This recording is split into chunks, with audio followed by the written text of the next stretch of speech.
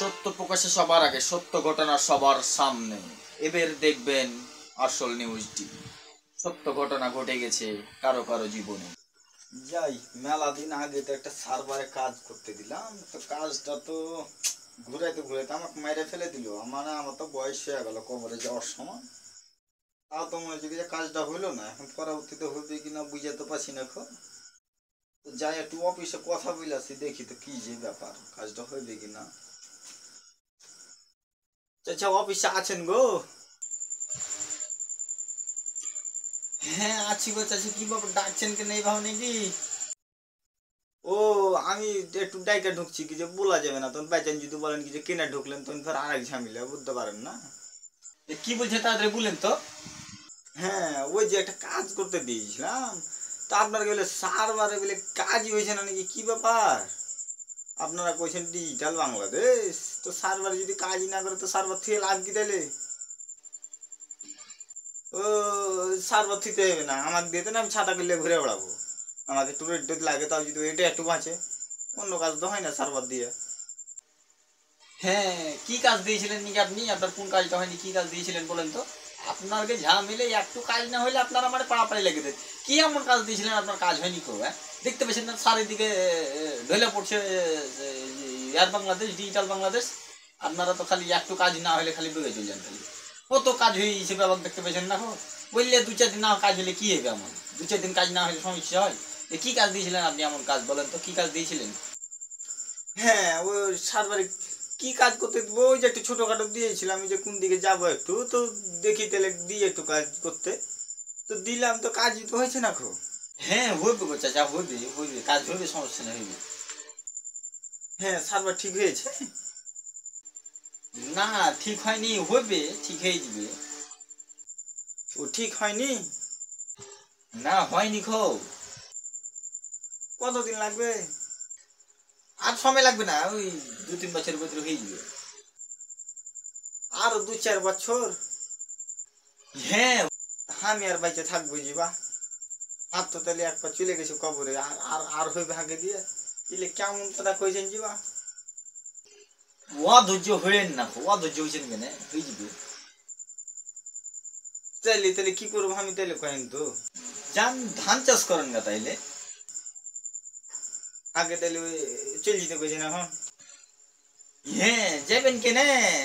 হারবারতে বসে দাওয়াত লেন, হারবারতে বসে দাওয়াত খেয়ে দিয়ে যান। আপনি যাবেন কেনে বাড়ি? বাড়ি যেতে হবে না, থেকে যান এখানে।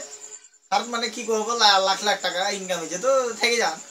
আপনার কথাবার্তা শুনে কিছু ভালো লাগে না, খুব কথাবার্তার কোয়ালিটি ভালো লাগে আপনাকে। কৃষক তো কৃষকের, আপনারা কি করবো আর, এই খ্যাত খ্যাতি থেকে যাবেন আপনারা আজীবন। আপনারা কাছে কোনো কাজই হইবে না খুব। এই যে দেখতে পাচ্ছেন না কত টেনশন আছে খাতাটা সারাইতে সারাইতে। আপনারা তো টেনশন তো বুঝবেন না, ইলে কত টেনশন করছি। হ্যাঁ, আর আপনারা তো ওই কি করছেন, খালি ওই ধানই চাষ করছেন, আর কি করছেন? আপনাকে একটা কাজ দিয়েছি, তো কাজটা তো করে শেষ করতে পারেন না। এই তুমি বেশি কথা বলো গো। আগে তো বসে বসে খালি মোবাইলই চালাইছেন, খালি মোবাইল চললে তো এমনি তো নেটে জুটছে না, আর আপনারা টাইম দিচ্ছেন না, মানে জুটতে দিবেন না। এই তুমি আর কথা বকিয়ে না তো। হ্যাঁ, আপনারাকে লিয়া তো আর শান্তি পাওয়া যাবে না খুব। আমি যদি বললি তো কবে যে ছোট মানুষ বড় কথা কইছে। এত কথা বকো কেন? হ্যাঁ, বেশি বেশি খদ্দেরি করছো কেন এত? তুমি আমার জায়গাতে বেশি আছো না তোমার জায়গাতে আমি বেশি আছি? তুমি তোমার জায়গাতে থাকো, আমি আমার জায়গাতে থাকছি। হ্যাঁ, তুমি কি বুঝো?